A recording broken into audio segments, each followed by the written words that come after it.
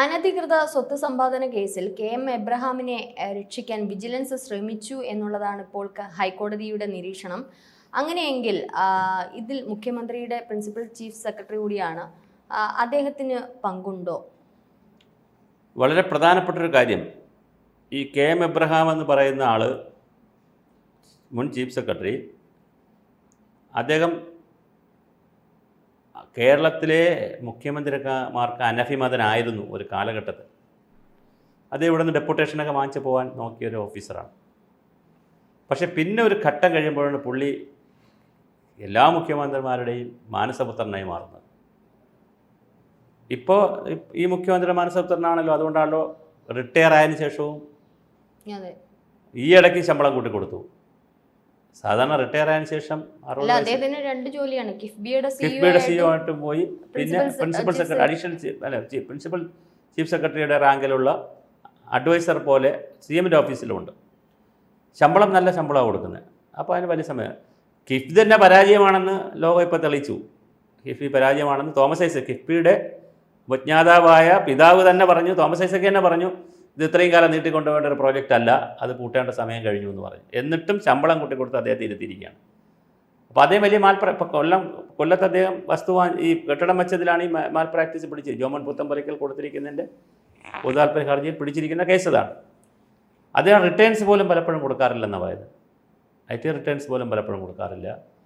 സമ്പാദ്യത്തെ പിന്നെ സത്യവാങ്മൂലം കൊടുത്തു, തൻ്റെതല്ല ഇത്, കൊല്ലത്തുള്ള കെട്ടിടം തൻ്റെതല്ല എന്ന് കൊടുത്തു. അപ്പോൾ ഇതെല്ലാം കോടതി പിടിച്ചു, ഹൈക്കോടതി പിടിച്ചു. ഹൈക്കോടതി പറഞ്ഞെന്താണ്,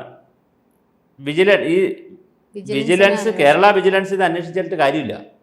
കാരണം മുഖ്യമന്ത്രി തന്നെയാണ് വിജിലൻസിൻ്റെ നേതാവ്. ഇനി മാത്രമല്ല, നമ്മുടെ ഇദ്ദേഹം ഉണ്ടല്ലോ, ജേക്കബ് തോമസ് സാറ്, പഴയ വിജിലൻസ് ഡയറക്ടർ, അദ്ദേഹം വളരെ ഗുരുതരമായ ആരോപണം വെച്ചിട്ടുണ്ട് എബ്രഹാമിനെതിരെ. അദ്ദേഹം പറഞ്ഞിരിക്കുന്നത് എന്താണ്, അദ്ദേഹം വിജിലൻസ് ഡയറക്ടർ ആയിരിക്കുമ്പോൾ കേസിനെ സമ്പൂർണ്ണമായിട്ട് അട്ടിമറിച്ചു എന്നാണ് പറയുന്നത്. അപ്പോൾ മുന്നോട്ട് പോകാൻ സമ്മതിച്ചില്ല, ഒരു മില്ലിമീറ്റർ മുമ്പോട്ട് പോകാൻ സമ്മതിക്കാത്ത രീതിയിൽ കേസിനെ അട്ടിമറിച്ചു എന്ന് പറയുന്നത്. അപ്പോൾ വലിയ അട്ടിമറിയാണ് നടന്നിരിക്കുന്നത്. അപ്പോൾ ഞാൻ പറയുന്നത് ഒരു എബ്രഹാം അല്ല, അളയിലൊന്നാണെങ്കിൽ അരങ്ങിലൊന്നാണെങ്കിൽ അളയിൽ 1000 ഇവരെന്താണ് ഈ സമ്പാദിച്ചു കൂട്ടുന്നത്? 10-20 വയസ്സിൽ, 25 വയസ്സിൽ, 26 വയസ്സിലൊക്കെ, അല്ലെങ്കിൽ 27-30 വയസ്സിന് താഴെ സിവിൽ സർവീസ് കിട്ടും. രാഷ്ട്രീയക്കാരോടൊപ്പം അങ്ങ് നിന്നാൽ മതി, വലിയ കാശുണ്ടാക്കാം, നന്നായി അവർക്ക് പൊസിഷനുകളിൽ ഇരിക്കാം, എത്ര വയസ്സായാലും ഇരിക്കാം. ഇത് തന്നെ കണക്കെടുക്കേണ്ടതാണ്, നമ്മൾ ABC വഴി എടുക്കേണ്ടതാണ്. റിട്ടയർ ആയതിനു ശേഷം സിവിൽ സർവീസിലുള്ളവർ ഓരോരുത്തരും പിറ്റേ ദിവസം അവർക്ക് എന്ത് കൊടുക്കും? അതിനേക്കാൾ വലിയ സൗകര്യങ്ങളോടുള്ള വലിയ പോസ്റ്റിലാണ് ഇരിക്കുന്നത്. മറ്റേ ലോക്നാഥ് ബെഹ്റ, ഓരോരുത്തരും നിങ്ങൾ എടുത്തു നോക്കൂ. അവർക്ക് വേണ്ടി സ്ഥാപനം തന്നെ ഉണ്ടാക്കും. ഞാൻ ഈ അഡീഷണൽ ചീഫ് സെക്രട്ടറി റാങ്കിൽ ഇരുന്ന ഒരു ഓഫീസർ, ഞാൻ പേര് പറയുന്നില്ല, അപ്പോൾ അദ്ദേഹം റിട്ടയർ ആയതിനു ശേഷം അതിനേക്കാൾ വലിയ പോസ്റ്റിലായിരിക്കുന്നത്, അതുകൊണ്ടാണ് ഞാൻ പേര് പറയുന്നത്. അദ്ദേഹം അവസാന വർഷം ചില തീരുമാനങ്ങൾ എടുക്കേണ്ടതുണ്ട് സർവീസിൽ. അപ്പോൾ ഞാൻ ചെന്ന് കണ്ട്, സാറേ ഈ തീരുമാനങ്ങൾ എടുക്കണ്ടേ?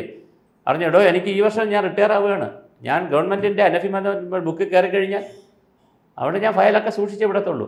അപ്പോൾ അവസാന വർഷം എന്ത് സംഭവിക്കും? അവസാന 2 വർഷം ഗവൺമെൻറ്റിനെ സൂപ്പിച്ചിട്ട് ഗുഡ് ബുക്കിൽ കയറും. നമ്മുടെ വിശ്വാസ് മേത്ത സെക്രട്ടേറിയറ്റിലെ കത്തിക്കലുണ്ടായിരുന്നല്ലോ, മറ്റേ ഫയൽ കത്തിപ്പോയല്ലോ, ഇലക്ട്രിക് ഷോക്ക് അതിൻ്റെ ഇതെല്ലാം എടുത്ത് തെളിവെല്ലാം നശിപ്പിച്ചു കൊടുത്തില്ലേ ഗവൺമെൻറ്റിന് വേണ്ടി? അതേ വിവരാവകാശ കമ്മീഷൻ അതിൻ്റെ ചെയർമാനായി പോയി, മുഖ്യ വിവരാവകാശ കമ്മീഷണറായിട്ട് മാറി. അപ്പോൾ ഇതൊരു വലിയ വിഷയമാണ്. അപ്പോൾ എബ്രഹാമിൻ്റെ ഈ വിഷയം ഇപ്പോൾ കോടതി ഇത് ചൂണ്ടിക്കാണിച്ചു.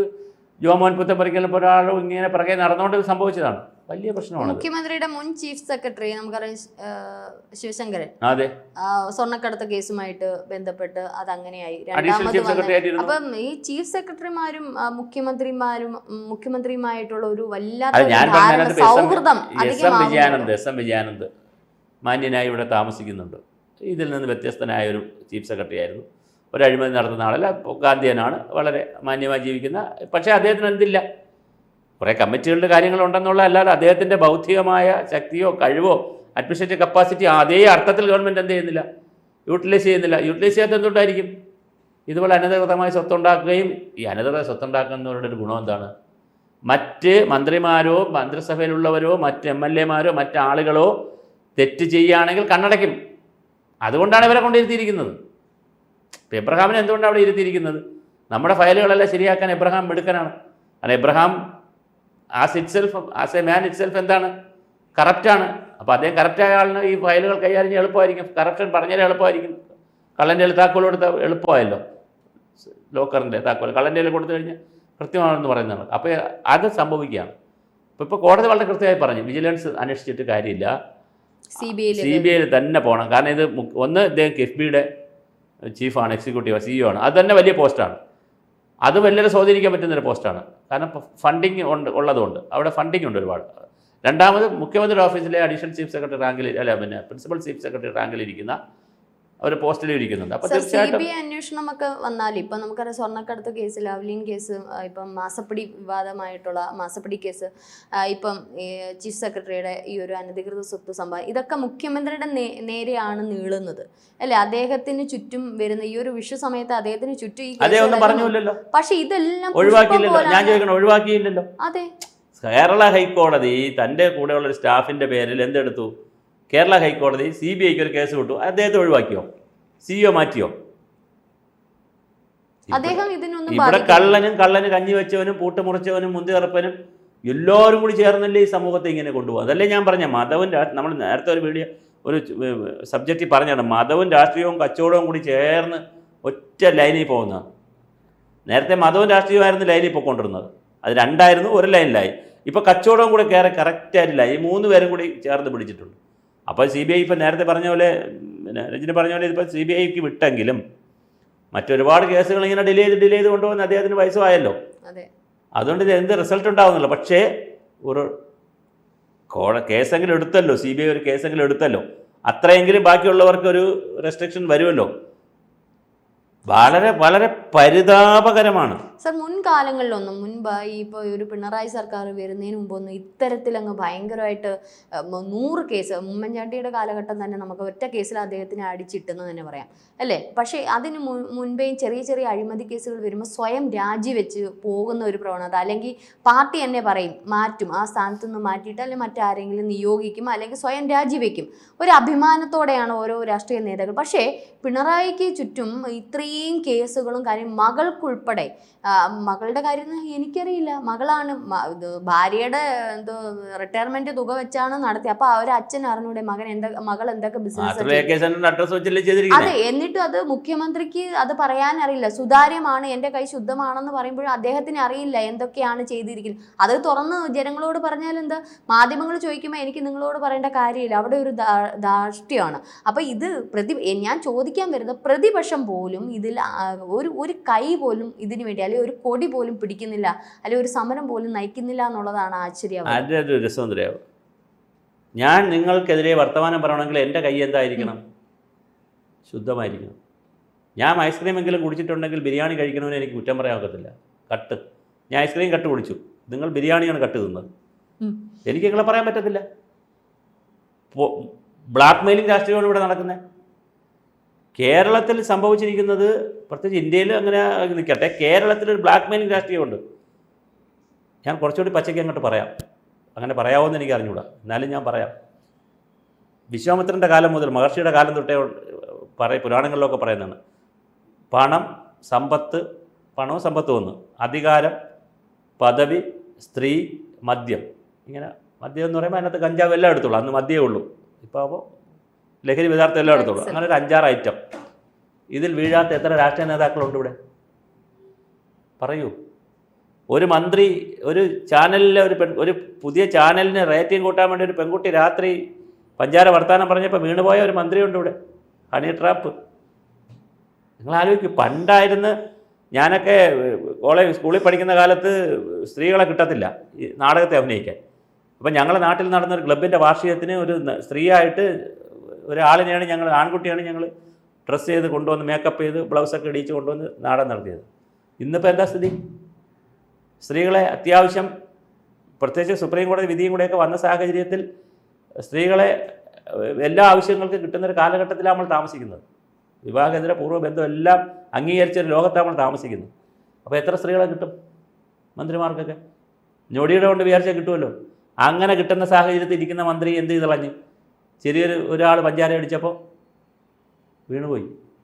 എത്ര പേരാ ഇങ്ങനെ വീണുപോയിരിക്കുന്നത്? വേറൊരു ഈ മന്ത്രിസഭ തന്നെ മറ്റൊരു മന്ത്രിയെക്കുറിച്ച് എന്ത് മോശമായ ആക്ഷേപമാണ് സ്ത്രീ വിഷയത്തിൽ കേൾക്കുന്നത്?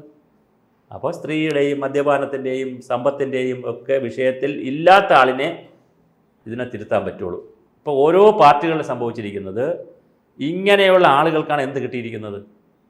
അപ്പർ ഹാൻഡ് കിട്ടിയിരിക്കുന്നത്. സാർ പറയുന്നത് പ്രതിപക്ഷം കൊടി ഉയർത്തുകയാണെങ്കിൽ അവർക്കിട്ട് ഉറപ്പല്ലേ? ഭരണപക്ഷം ഉറപ്പല്ലേ? കാസറ്റ് ഇറക്കും, ഒന്നേ കാസറ്റ് കാണിക്കും, അല്ലെങ്കിൽ വീഡിയോ കാണിക്കും, എന്തെങ്കിലും ഒരു സാധനം അവരെ കാണും, അല്ലെങ്കിൽ ഒരു കേസ് കാണും, അല്ലെങ്കിൽ മോൻ്റെ കേസ് കാണും, മരുമോൻ്റെ കേസ് കാണും, മോളെ കേസ് കാണും, ഇതിൽ പെട്ടുപോകുന്ന പാവം ജനങ്ങളാണ്, ബിസിനസ്സിൻ്റെ കേസ് കാണും, എന്തൊക്കെ കാണുമല്ലോ. ഞാൻ ഒരു ഭാഗം കൂടെ പറഞ്ഞ് അവസാനിപ്പിക്കാം.